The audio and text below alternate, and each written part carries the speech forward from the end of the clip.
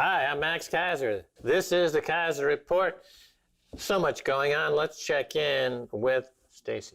Right, Max. You know how history rhymes? It might not necessarily repeat exactly, but it certainly rhymes. And we're seeing flashback to the 70s these days. So the most important question for me is, should I get a feather haircut or a perm? Staying alive, staying alive. You can't sing too much of it because copyright is certainly much stronger since the 70s. But what do you feel about... I got my white suit on. I got them colored tiles in my basement. I'm practicing the hustle. Dut, dut, dut. Right. We're practicing the hustle. Go Google that. But I think I'll do the feather haircut. Unless people in the audience out there, if you say, no, she should get a perm instead, well, then I'll get a perm. But in the meantime, I want to say, inflation is back. If you lived through the 70s, you remember the inflation, you remember the long lines, and you remember the disco. Well, inflation is spreading broadly into the economy amid surging costs. Companies raise prices and customers pay them despite weak economy, 10 million missing jobs. The signs of inflation building up in the economy are now everywhere. IHS Markit, in its release of the flash PMI with data from companies in the services and manufacturing sectors, added to that pile of evidence. And increasingly, Max, companies are able to pass higher input prices on to their customers, meaning their customers are not totally balking at paying higher prices, and they're not switching to other sources to dodge those price increases. That's a mindset that nurtures inflation. That's right. That's what we've been talking about for a while now, because all this talk about deflation by the central planners was trying to hide the fact that they were involved in this grand global switcheroo where they made the Chinese economy very rich at the expense of the American economy, and they kept making the Chinese economy very rich by sending them trillions and trillions and trillions of dollars and claiming that there was deflation in America. But now that China is rich, there's no place to hide the money printing anymore, really. That was the money printing sinkhole of the past 20 years. But it's filled up, right? That China's filled up. Can't add any more free cash without causing inflation over there, and they don't want that. So it's going to ricochet back. So now we got the same money printing, which you can't stop because the debt service is astronomical. So they can't stop the money printing. You can only increase the money printing. So now we're going to see real prices go up for stuff. And there's no turning back, because to turn it back would mean raising interest rates. And that would mean an immediate 1971-like U.S. default on its sovereign debt, as they did in 1971. And no one's going to do that. So the inflation genie is popping out of the bottle. Well, I think part of the thing that you see is back in 1971, we did have huge amount of inflation, and the inflation and the increasing debt load forced the government to abandon the gold standard. Gold went from 1970, it was worth $35 an ounce. By 1980, it was $850 an ounce. So it went up 24x in that time, extreme amount. But at the same time, what we've had since 2000, really in the U.S., since the collapse of the dot-com bubble of 2001, what you're seeing is increasing credit to the top 1%, to the bankers, to the elite. So it's just credit. It's not money printing we've seen of the magnitude that we had to see back when we were on the gold standard in the late 60s because of the war leading into the 70s and the unrest then. So what you've seen is, yes, I mean, you could argue it's been deflation because they keep on creating trillions upon trillions of debt for the same size economy. And so that was always unstable, but all those wealthy people used it to buy huge amounts of assets, agricultural land, properties, all the cities of the world, essentially, they've been buying up. The Modiglianis and the Picassos, they've been buying up all the art. Now, in the past year, as Bank of America just came out with a report saying that the U.S. economy is going to go crazy overheating in 2021 because there's so much cash that was given to the population, and a large part of it has been saved because there was nothing to spend it on, and it went to a lot of people in just a spray hose fashion, because a lot of people that didn't actually need it, so it's just sitting in their savings, and there's about to be more. So here you're seeing that people have a lot of cash because companies are easily able, they say, according to these recent data survey that's done for decades, they're saying that they are actually able to pass it on. Consumers aren't balking. They're not stopping purchasing whatever these goods are, like lumber. There's actually a shortage of it now, they're saying. They're having difficulty finding lumber because everybody's fleeing the cities and building homes out in the rest of America. Right, because credit's easy to come by. So the prices are going up. But if you're a home builder and you want to go buy some lumber, you just put it on credit.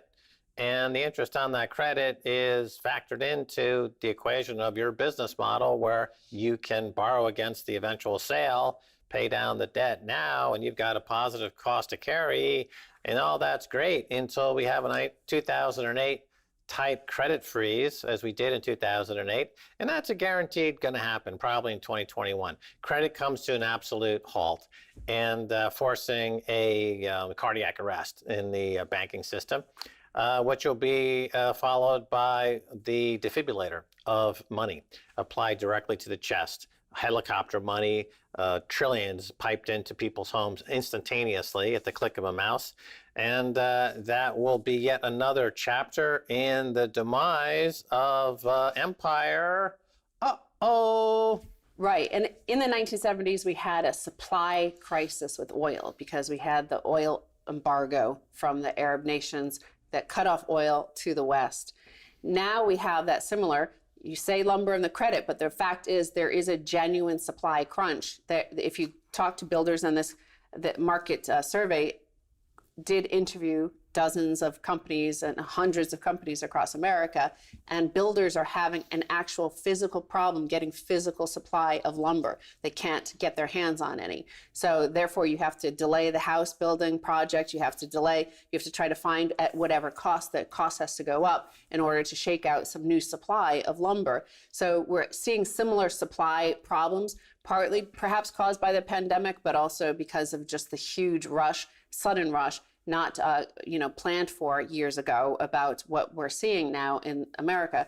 But again, in terms of the comparison to the 70s, back in the 70s, there were a lot of things that were super cheap, right? Like you could live in an apartment very easily. You could hitchhike across America. I think hitchhiking is illegal probably all across America at this point. But there were a lot of things that you could do that were super cheap, and food was real. Like it was before the whole processed food sort of explosion of innovation in that sector of giving you flavored goopy stuff. So, you still got your nutrients relatively cheap compared to what you're getting now. And the unemployment rate, remember we had stagflation back then because inflation and product and goods and services were going up. But the recession was hitting hard and there were a lot of unemployed people. New York City was bankrupt. New York City could be going bankrupt again, by the way. 300,000 people left Manhattan in the last year. So inflation pressures, despite a weak economy and 10 million missing jobs. It is interesting that these price pressures are happening even as the overall economy is not exactly booming, with GDP down 2.8% in Q3 compared to a year earlier, while 10 million jobs have disappeared, according to the BLS jobs report for December, amid a suddenly weakening employment scenario since late last year. You can see that in this chart. But of course, back in the 70s, we didn't have the printing press. Because we had just gone off the gold standard.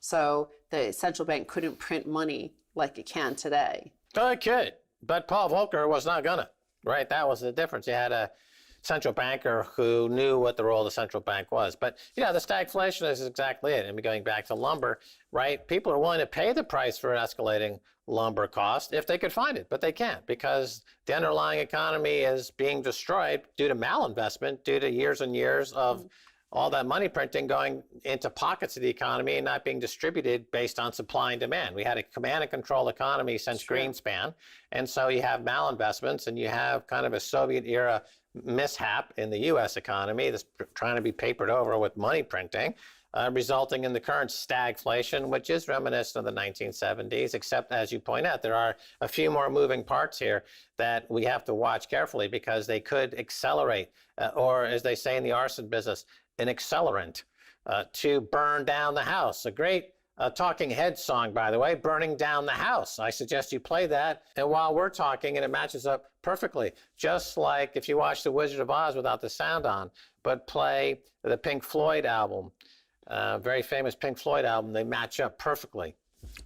Interesting. Yeah. 1970s trivia there for you. Yellen says U.S. must act big on next coronavirus relief package. Neither the president-elect nor I propose this relief package without an appreciation for the country's debt burden. But right now, with interest rates at historic lows, the smartest thing we can do is act big. Of course, that's totally different from what we saw in the 1970s when Manhattan went broke. What did Ford say to Manhattan? Drop dead. Right now nobody drops dead. All debts are maintained. All debts are kept alive. All citizens get free money. So that's like very different from the 1970s. That's what I'm saying. Like at the top of the show, I said history doesn't necessarily repeat, but it rhymes. So there aren't the exact same things. We do have the unrest in the streets that we had in the late 60s, early 70s. We have different, obviously it's spun the wheel around and shook out the people who were protesting in the street in the late 60s and 70s are now the authoritarian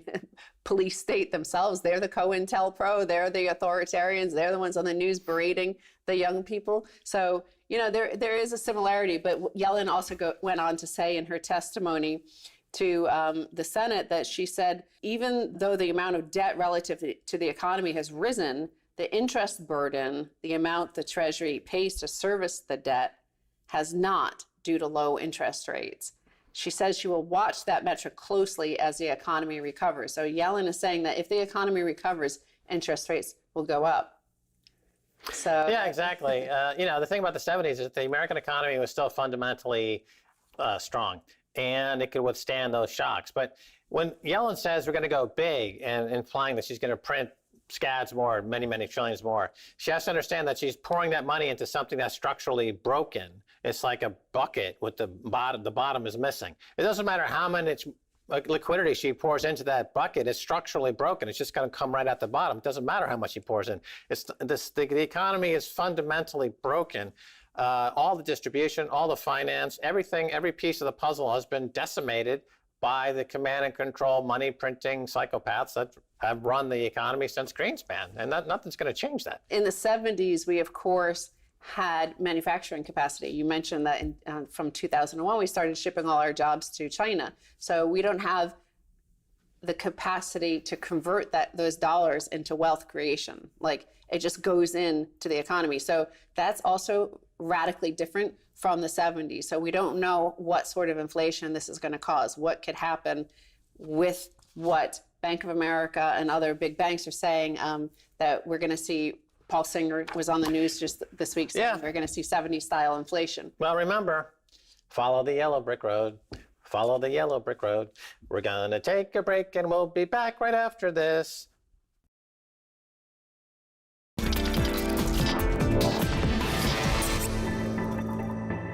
Welcome back to the Keiser Report. I'm Max Keiser. Time now to go to Lawrence Lepard. He is investment manager at Equity Management Associates. Lawrence, welcome back. Thank you, Max and Stacy. Great to be with you. So let me hit you up with a tweet from Egon von Greyerz of goldswitzerland.com said recently in a tweet, there can't be any clearer sign that price discovery is impossible in this totally fake paper gold market. While fake paper gold is trading $70 trillion a year, annual mine production is a mere $213 billion. Your thoughts? He's got a great point. I mean, I've long contended that the gold market is not a real market. You know, it's a centrally planned tool, and you can see that they bomb it at certain times. I mean, no price discovery or no person who's interested in real price discovery sells the way they sell it at key points in time. So I completely agree with Egon. I think the interesting thing, which I'm sure you've observed and talked about a lot on your program, is that Bitcoin is something that's pointing out their hyperinflation rather blatantly, and there's nothing they can do to control it. And I think they've got a real problem here. I think they've got a crack-up boom. And they know it, and I think they're scared. The crack-up boom. So this was, I believe, postulated by Hyman Minsky. The problem of printing too much money is that eventually people, like we saw in the 1920s, they jack prices up to astronomical levels, and they use the collateral from those jacked up prices to finance more speculation, and it's a self-feeding phenomenon. It's an incredible bubble. I've been thinking that we are in kind of a 1920s bubble at this point. All the rules and regulations from the 1920s that were absent, that were then imposed during the cleanup phase in the 30s, those have all been removed. You know, you got rid of the uptick rule for short selling. You got rid of Glass-Steagall. You got rid of pretty much everything that was imposed after the crash of 29 to stop a crash. It's all back. It's all being abused much, much worse. So are we looking at a 1929-esque crash at some point, Lawrence? It certainly feels that way to me, Max. I mean, you know, we're going to need a Pecora commission to clean it all up. And you're right, Glass-Steagall being eliminated was terrible. And also we've got derivatives. We've got much more linked markets and a lot more technology today. So, yeah, I think there is a crash coming. I mean, we've seen how overvalued the stock markets are. There's no real price discovery going on anywhere. And, you know, the cracker boom is so evident in so many ways. I mean, you see it in houses in Cleveland are selling at, you know, big premiums. I mean, people are, you know, they're smart. They know that 30-year money at 3% to buy a real asset on leverage, that's a smart move. And yeah, it is very similar to the 20s, and I think it's going to end the same way. It's going to end badly. Right. Let's talk about what's happening recently. A company called GameStop. It's a listed company. There's a big short position in the stock from hedge funds because they're in a dying industry. It's a retailer. Business is down. So the short interest is quite high. What the Robinhood traders have figured out is that you can put pressure on the hedge funds by engaging in what's called a short squeeze. If they buy the stock, then the short sellers have got to buy the stock also to close out their shorts. And the stock was up 100%, 150%. It was halted trading 5 times in a single day. There was speculation on the downside, speculation on the upside. Remember, Hertz was bankrupt and it was trading to new highs, right? So don't the regulators who are concerned about Bitcoin and opening their pie hole and bleeding nonsense, shouldn't they be concerned about their own backyard? I mean, their markets are a joke. It's a farce because the regulators, are in bed with you know, they're the problem. They're completely captured. I mean, you know, look at Janet Yellen taking $7 million in speaking fees out of the industry that she's supposed to have been regulating. I mean, it's so broken, Max. I mean, in that particular case, it's shocking to me. I mean, how do you short more shares than there are shares available? I mean, you know, in theory, I mean, from a legality point of view, I was under the understanding that you had to have a share to borrow in order to sell it short. And that company has a larger short position than shares outstanding. It's all a mystery to me, and it's a function of the bubbly, crazy environment, you know, non-market environment that we live in. I mean, this is just, I was around in 2000. This is an order of magnitude worse than that. Right. I'll tell you how they short more stock than there is in existence. It's an abusive show, I believe it's called, where at the end of the day, there's supposed to be a mark-to-market and an accounting of what shares are where. Look at the CUSIP numbers, figure out who's got what. But the regulators don't do that. They push it out. They say they're understaffed and they can't comply with the law. Remember, Eric Holder under Obama said bankers are above the law. Right? So if you've got a class of people, and the Obama folks are back in office now in Washington, right? So we're back to laissez-faire for what I call financial terrorists. Some people just call them Lloyd Blankfein's friends. And there's going to be no law. And so this abuse by regulators will continue. And getting back to gold for a second. So the reason why Bitcoin is beating gold so badly is because there's no price discovery in gold, Lawrence. Exactly. It's a paper market. I mean, you know, they're famous people. Jeff Curry from Goldman Sachs said at one point in congressional testimony, there are 100, you know, paper contracts for every 1 gold ounce that exists. And I suspect that leverage is larger today. And so, it's not a real price. Yeah, I don't understand people like Peter Schiff. Okay, I understand he's a gold fan and he doesn't like Bitcoin, but he never mentions the fact that gold is a captured market that doesn't have true price discovery. He just bashes Bitcoin. So it just seems he's remarkably intellectually bereft of any real analysis here. The evidence is overwhelming, and these banks have pleaded guilty to manipulating the market multiple times. They paid hundreds of millions of fines, if not billions, and nothing has been done. Nobody's gone to jail. Nothing changes. For them, it's a cost of doing business. Right? I mean, they're doing fine. Yeah, it is the cost of doing business. Let's talk about the national debt. It's now $21 trillion, which is more than the GDP.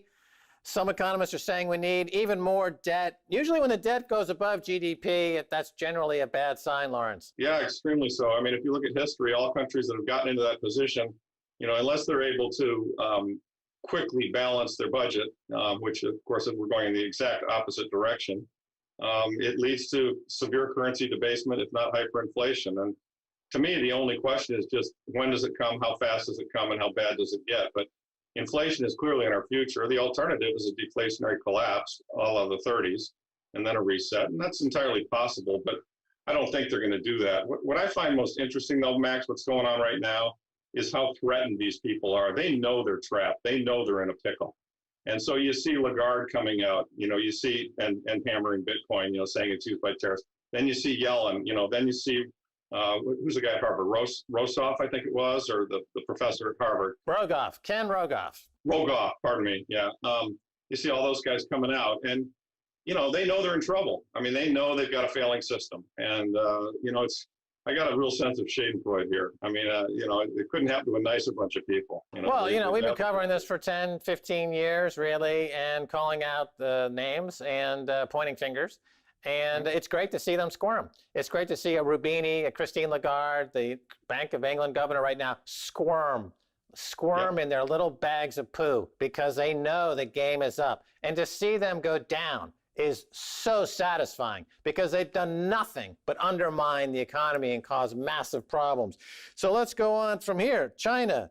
Right. The foreign direct investment into China has passed the U.S.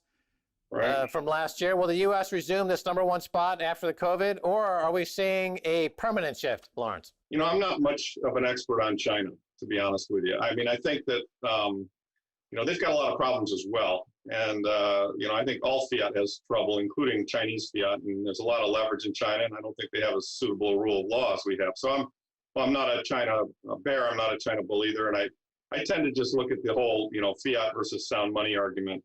And I'm absolutely convinced that the sound money people are on the right side of the trade. And, that's what I focus on. Well, one admirable quality about China is when they find dirty bankers, they execute them.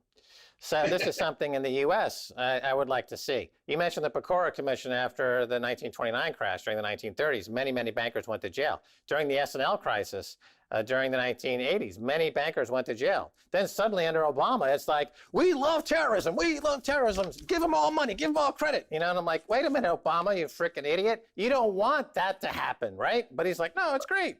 I had great hopes for Obama, but when he picked Larry Summers as Treasury Secretary, I knew we were screwed. And to your point about other countries treating bankers more harshly, I mean, I like this example of Iceland. You remember when Iceland had the banking problem and it collapsed? I mean, they were taking their Range Rovers and Porsches and putting red paint on them, and they threw the guys in jail. I mean, look, people know what's going on here. We are being massively screwed by the financial elite, and anybody who can't see it is just absolutely blind.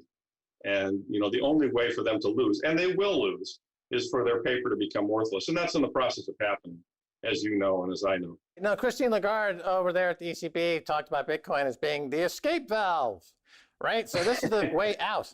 If anybody wants to escape the central banking nightmare. And this is the year that the US dollar turns 50. No paper money has ever survived, ever in history, without losing 99% of its purchasing power, just going outright bust. Is this the year the US dollar goes completely off the world stage, goes bust? It's hard to say. I mean, certainly Alistair and Egon think that's the case. I think it could be the case. I'm not smart enough to know exactly how quickly it happens.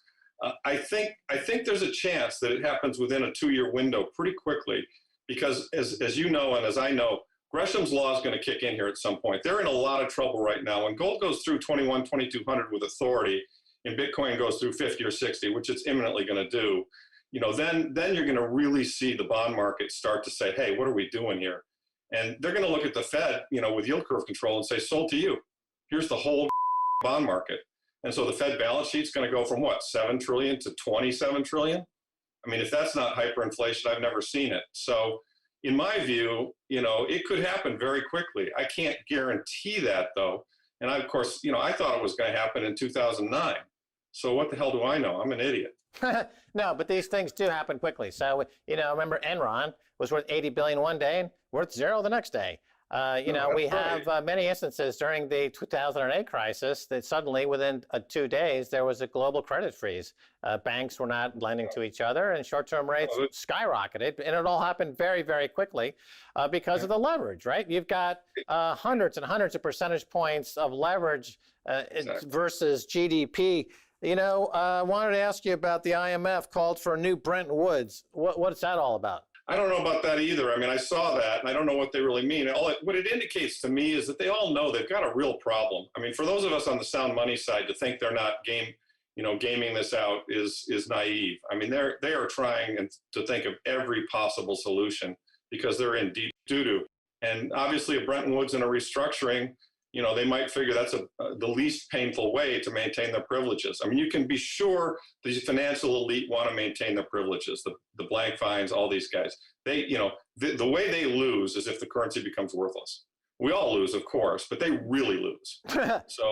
Right. We got to hold you over for a second segment, if that's okay, Lawrence. But thanks for being on this edition of Keiser Report.